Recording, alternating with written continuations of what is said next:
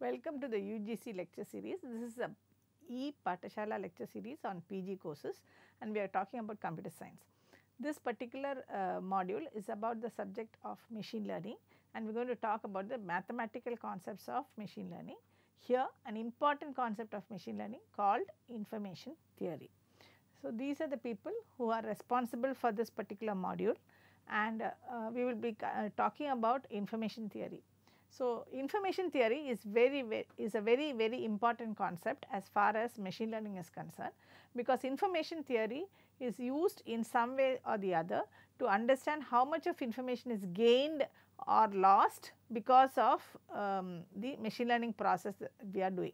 Basically, as we have already seen in the previous modules, machine learning is involved is concerned with learning a model and then testing the model on training data. Now, when we do the testing, how do we judge whether the learning has actually happened? And for this purpose, we use an important concept of information theory called entropy. We will be going into different aspects of this particular concept as we go along. In fact, information theory is also used as a basis for decision trees, where we decide on which attribute we need to use in the decision trees, and that we will be talking about as we go further on. Now, the learning objectives of this module, where we are talking about basic mathematical concepts, are to understand the principle and practice of information theory, to know about the interpretation of this information theory and probability in real life, and to acquire knowledge about information and entropy. So, information source, entropy, sequences and Markov source, important concept, are keywords that will be associated with this module. Now, the outline is we are going to talk about information theory, we are going to talk about stochastic sources, we are going to talk about information in entropy, we are going to talk about entropy for memory sources, we are going to talk about source coding theorem, and we are going to finally give a summary of what we studied in this module. Now, if you look at this, an important person concerned with information theory is none other than Shannon. So, when we talk about information theory, we cannot be without talking about Shannon, and these are some of the important quotes about Shannon. So, what is information?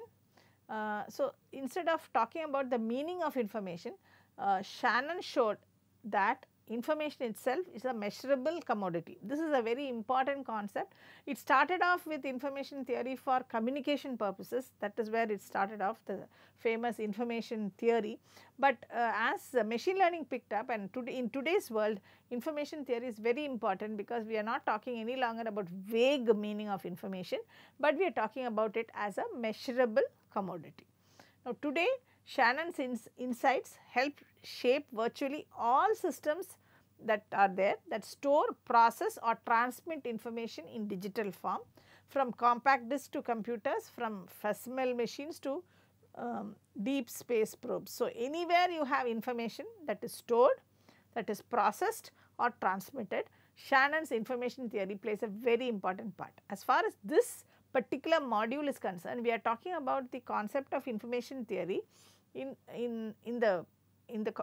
from the viewpoint of processing information, because we are bothered about how much of information is actually gained. So, we are talking about information gain when a learning algorithm is applied. So, information theory, in that way, information theory has also filtrated fields outside communication. Initially it started as a communication theory, but later on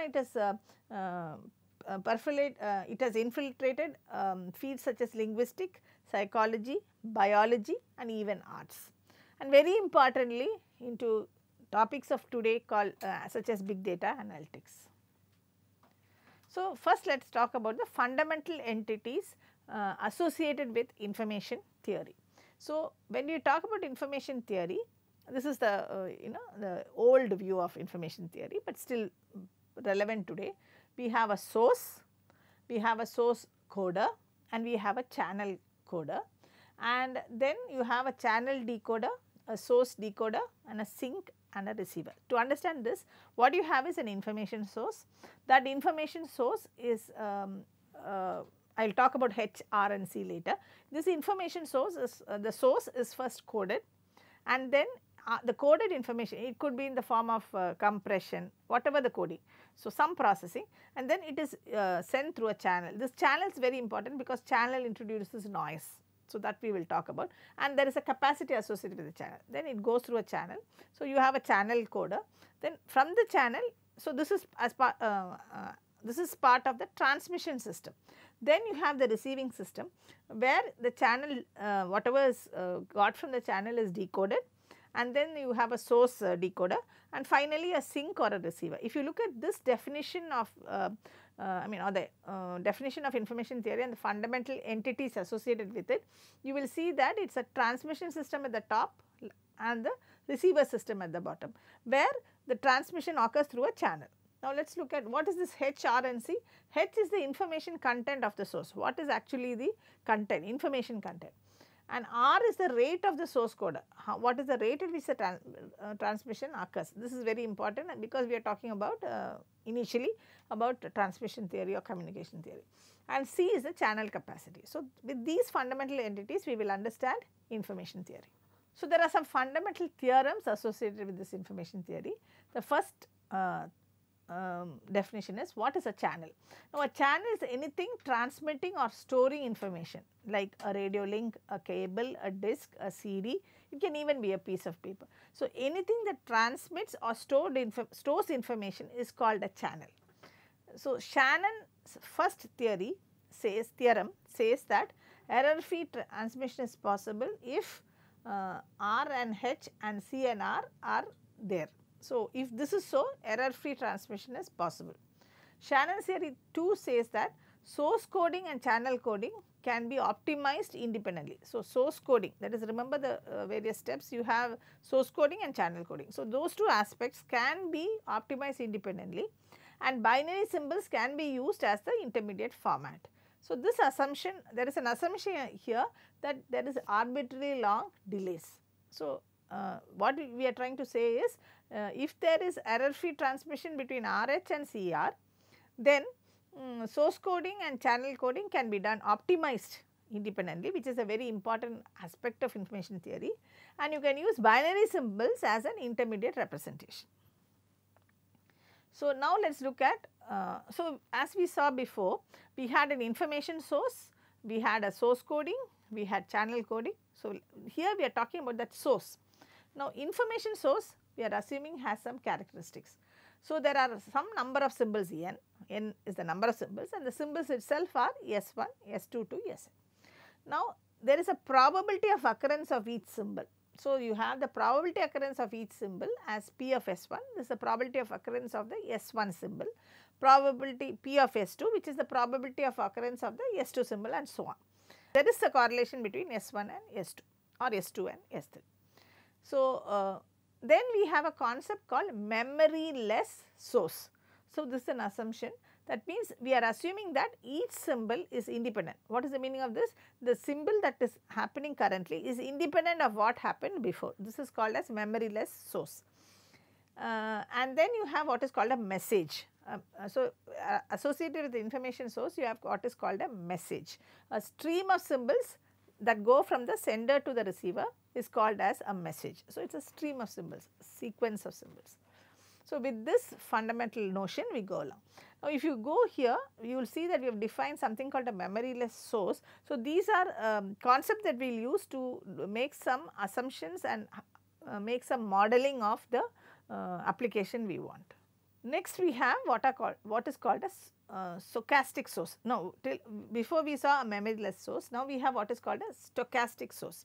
Now, the stochastic source, a source whose output symbols are x1, x2, 2 and so on. So, each symbol takes its value from an alphabet A. So, some alphabet, do not think it is only alphabet A, B, C, D, some alphabet, some set of symbols. So, it could be 1, 2, 3, it could be some hexadecimal, whatever.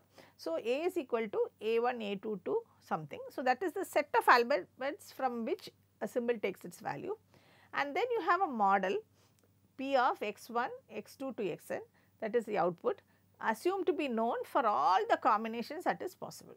So, for example, a text is a sequence of symbol, each taking a value from the alphabet. So, the alphabet could be A to Z, capital A to Z, small a to Z, lowercase a to Z, and 1 to 9. It could also have exclamation and such special symbols. So, a text is a sequence of symbols. Here what we have tried to define is the alphabet. The alphabet in this case is as we have already discussed.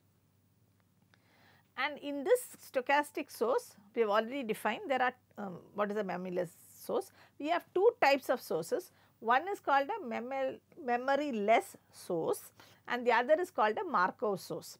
Now, this memoryless source, as we have already discussed previously, is a symbol which is independent of all the previous symbols. What this means to say is, what will come here next is B. That B is independent of what happened before, whether A came or X came before. So, that means each symbol is independent of the previous one. So, what this means is the probability of this sequence, output sequence x1, x2 to xn, the probability is independent of each other. Now, next we have what is called a Markov source. This Markov source itself is again a assumption. What the assumption says is each symbol is dependent upon only the previous symbol, So, it is not memoryless. So, each symbol depends on the previous one. So, if you take the complete probability of the output sequence x1 to xn, it is dependent on the probability of x1, the probability of x2 depends on x1, the probability of x3 depends on x2 and so on. So, what it means is the probability of an output symbol xi depends only on the probability of the previous symbol, which is p of xi minus 1. So, that is what we have here. Now, we are going to discuss this Markov source a little bit more in detail. Now, we will assume we are in a state A, that is we are assuming that xk is equal to A. The probabilities of the next symbol are given. Now, we are assuming that there is a source here, alphabet, it is not source, sorry, alphabet A, and it consists of only 3 symbols, that is A, B, C. So, whatever sequence you have, it will consist of only symbols from this alphabet, so A, B or C. Now, let us look at this. What does this state diagram tell you? This state diagram tells you is that the probability of seeing B after seeing A is 0.7, the probability of seeing A after seeing A is 0.3, the probability of seeing C after seeing B is 1, the probability of seeing B after seeing C is 0.5, the probability of seeing C after seeing C is 0.3 and the probability of seeing A after seeing C is 0.2. I think you can understand what we mean by this. So, this Markov source is actually symbolized by this. So, what information it gives you is the probability of this occurrence of a symbol dependent on the previous symbol. Assume we are in a state A. So, let us assume that we are starting with A. So, the probabilities of the next symbols are A given A is 0.3, I have already explained this. The next symbol after A being B is 0.7, the symbol being C is not there, so it is equal to 0. So, given any state here means a symbol A, what is the probability of the other symbols in the alphabet coming is given as this. So, if you take here, now if you given B, what is the probability of A coming is equal to 0, given B, what is the probability of A? 0, given B, what is the probability of C coming? 1, given B, what is the probability of B coming is 0. So, here you are definite that after B what will come will be C only, because the probability is assumed to be 1. So, this is the Markov source. So, what the Markov source essentially says is that given if you are in a state, you can predict what will be the probability of the next symbol. The state itself is a symbol. If all the states can be reached, okay, the stationary probabilities for the states can be calculated from the given transition probabilities. That is, stationary probabilities for the probability of a particular symbol occurring. Markov models can be used to represent sources with dependencies that are one step back, because why? We are trying to find the Markov source defines the probability which is dependent only on the previous state. So, you can use a state diagram with several symbols in each state. So, stationary probabilities, what is the meaning of this? That is the probabilities of omega I given P of xk is equal to ai for any k when x minus 1, x minus 2, I minus k minus 2 are not given, can be determined. Now, let us look at analysis and synthesis. Now, what is a, so we looked at stochastic models and we had two type of stochastic models, memoryless source and Markov source. Now, stochastic models can be used for analyzing a source. The whole purpose here is we wanted to use this, right. So, find a model that represents the real world source and then analyze that model instead of analyzing the real world. So, and the same way stochastic models can be used for synthesizing a source. So, use a random number generator in each step of a Markov model to generate a sequence simulating the source. So, you can use it for both, for synthesizing the source as well as analyzing a source. Given a source, what will happen next? Given something, how will you get the source? So, both you can do. So, now we will come to the important part of information theory as far as machine learning is concerned.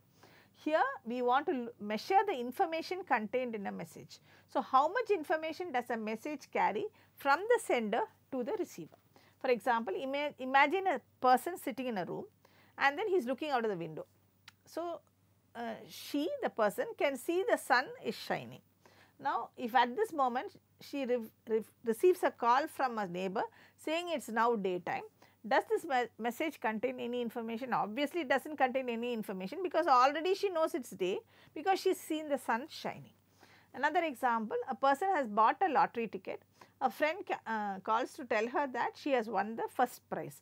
Does this message contain any information? Yes, it contains information because before that phone call, before that message was received by her, she did not know that she has won the price. So, you can see the difference between the two. So, if you want to use a message effectively or if you want to use anything effectively, you should have information should be contained in the message that is transmitted. So, information and entropy. Now, assume a binary memoryless source like for example, a flip of a coin. Now, why do we call this binary? Because you can have only heads or tails. And why is it called memoryless? Because I get a head now, there is no chance, there is no particular probability that I will get a head or a tail next. So, how much information do we receive when the outcome is heads? So, I toss a coin, I get a head.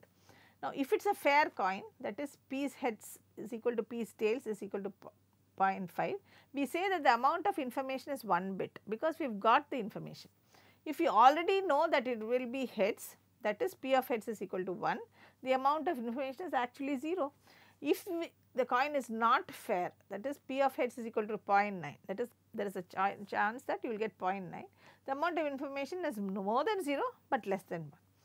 The amount of information is the same if P of heads is equal to 0.9 or P of heads is equal to 0.1. Now, what are we trying to tell here? What we are trying to say is if you do not know the probability, that is if you say 0.5, then the amount of information you get because you got a head, someone tells you have got a head is 1.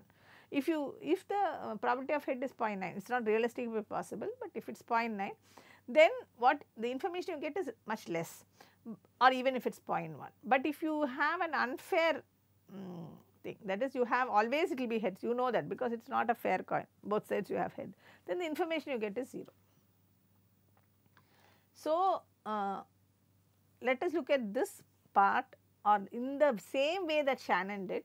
So, you assume a memoryless source with alphabet. Remember what are alphabet? The alphabets are all the possible symbols that can be there, A1 to AN, and symbol probabilities P1 to Pn. How much information do we get when finding out that the next symbol is AI? This is what is called as self information. According to Shannon, the self information of AI is called as I of AI equal to log of 1 by Pi. Remember, Pi is the probability of the symbol and AI is the self information of that particular symbol AI. So, assume two independent events A and B. Now, we are trying to explain how this came about. So, assume that you have two independent events A and B, events in the same way that we define events in probability, with probabilities of P of A is equal to probability A and P of B is some value P of B. For both the events to happen, the probability is P of A and P of B. However, the amount of information should be added and not multiplied. So, I of PA comma PB is equal to I of PA plus I of PB. So, I of A is equal to log of Pi. So, I of A is equal to minus log of Pa, that is equal to log of 1 by Pa. So, this is the way we get the information about a particular independent event. Remember, independent event. So, this is the way. Now, we want information to increase with decreasing probabilities. So, as the, if you have seen before, as the probability decreases, the probability of something occurring decreases. If you get the fact that it has happened, then the information that you get out of that is more. So, this is a very important concept, inversely proportional. So, as you increase the, the information that you get is more as the probability decreases. So, example 1, Pi is equal to 1. If you know that the information that you get, self information is 0. If it is 0.5, then it is 1. So, which logarithm, pick the one you feel like, you do not have to use any particular logarithmic base. If you pick natural log, you will measure in nats. If you pick 10 log, you will measure in Hartleys. If you pick the 2 log base 2, then you will get bits. So, normally they do log base 2. Now, we have found out the information of one symbol. If you average it out over all symbols, we get this, that is H is equal to 1 to n Piai. H of x is called the first order entropy of the source. Now, the source has n symbols. Okay. So, this can be regarded as a degree of uncertainty about what will come next. So, let us assume an example for entropy, which is called the binary memoryless source. So, let us assume that you have binary memoryless source 0 1 1 0 1 0 0 0 and so on. So, you have let P be equal to probability of xk equal to 1 and Q be equal to the probability of xk being 0, because it is binary, it can be only 1 or 0, or in other words that is equal to 1 minus P. Now, H is equal to P, you have only 2 alphabets 1 and 0, P log of 1 by P, and 1 minus P, this is we are applying this formula, but here we have only 2 bits, 0 or 1. So, Pi is the probability of 1 and AI is the information content of 1 and so on. So, here you have P log of 1 by P plus 1 minus P, that is the probability of 0 log of 1 minus P. This is often denoted as HP. The uncertainty information is greatest when P is equal to Q is equal to half. So, this is the diagrammatic representation of the same. So, entropy itself has 3 properties. It can be shown that the entropy is H is equal to log n is reached when all symbols are equally probable or equiprobable. In our example, we have binary bits. So, it will be equally probable when 0 is and the probability of 0 and the probability of 1 is equal to 0.5. The difference log n minus H is called the redundancy of the source. So, these are some of the properties of entropy, and it lies between 0 and log n. So, for a memory sources, so if you have memory sources, till now what we saw was for memoryless sources. Assume a block of source symbols x1 to xn and define the block entropy. So, you have here instead of finding the entropy of one symbol, we want to find because at that point of time the symbols were independent, now it is dependent. So, it is 1 to n probability of this x1 to xn log of 1 by probability of x1 to xn. We are just extending the formula. So, summation is over all possible combination of n symbols. Let the block length go towards infinity, divide by n to get the number of bits per symbol. The entropy for a memory source is defined as h of this n limit of n going to infinity 1 by n h of x1 to xn. So, the entropy of a state Sk, now that was the entropy of the complete sequence. For one state you can define it as I is equal to 1 to r p of ki log of 1 by p of kl. Pkl is the transition probability from state k to state l, because the probability we have seen in the Markov source what is that state transition probability. So, averaging over all states, we get the entropy for the complete Markov source h of m is equal to k is equal to 1 to r p of sk h of sk. So, this p of sk is the transition probability from state 1 to the next state. So, if you talk about run length source, certain sources generate long runs or bursts of equal symbols. So, if you look here, this is you have A and B, and you have 1 minus epsilon from A to A, epsilon from A to B, and B to A is also epsilon, and 1 minus epsilon for B to B. Probably for a burst of length r into PR is equal to 1 minus epsilon r minus 1 into epsilon. So, the entropy is equal to minus of r is equal to 1 P of r log of r. The average run length is P, then you have this is a Markov source. So, we have come to the source coding theorem. The entropy is the smallest number of bits allowing error free representation of the source. Now, what we are trying to find here is what is the minimum number of bits we need to transmit information from the source to the receiver without error. Now, this is a very important concept in a number of applications of computing and communication, because we if you increase the number of bits, the price is more. So, we are trying to find out what is the minimum number of bits or the smallest number of bits we want to we need for error free transmission, and that is called as entropy. Now, let us look at what this means. Assume a long sequence from a binary memoryless source with P of 1 is equal to P. Among n bits, there will be approximately W equal to n P1s. Thus, M is equal to n over W, such is the typical sequences. Only these sequences are interesting. All other sequences will appear with smaller probability the larger is as n goes larger. So, how many are the typical sequences? So, M is equal to n by W, that is n factorial W factorial n minus W factorial, and this is approximately n factorial is approximately n to the power of n e to the power of n square root of 2 pi n bits per symbol. So, how many symbols you have, that many. So, if your enumeration needs log m bits, so 1 by n log m. So, 1 by n log of this particular factorial calculation will give you the number of bits you need for the transmission of typical sequences. So, example, consider the following sequence 1, 2, 1, 2, 4, 4, 1, 2 and so on. Obtaining the probability from the sequence, we are just counting this. There are 22 symbols and 22 is the length of the sequence, and 1 and 2 occur 4 times and 4 occurs 14 times. So, the entropy H is equal to 0.447, 0.447 plus 0.415, that is approximately 1.309 bits. This is how we will calculate. And if you have, there are 22 signals, we need 22 into 1.309, that is approximately 28.798, it is 29 bits to transmit. Now, check the symbols 12, 44, total symbols is 11.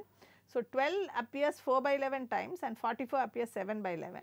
So, you have 0.945.